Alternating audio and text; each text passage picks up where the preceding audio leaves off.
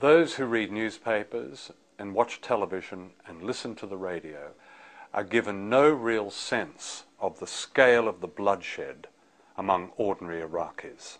If you ask somebody who is quite in the street, who's opposed to the war and doesn't like the idea, but you ask them, how many Iraqis do you think have been killed as a result of Blair's and Bush's invasion? They may say a few thousand, they may not know.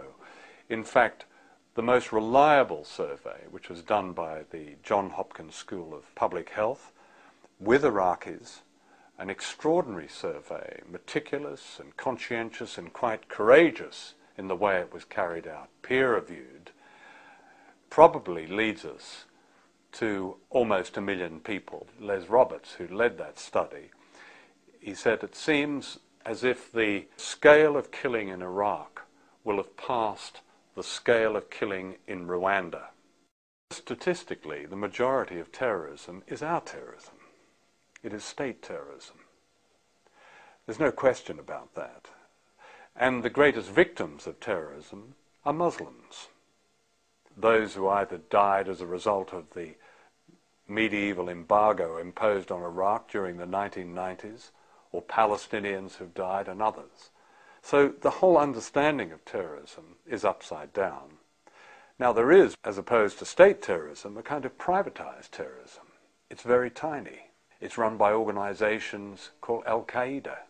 There was one study at the University of Chicago that found that of this privatized terrorism, in the last 30-odd years, something like 20-odd thousand people had died.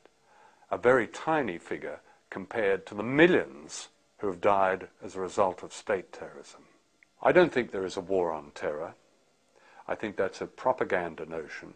The attacks of September the 11th were appropriated by a clique in the US establishment in order to further its aims around the world.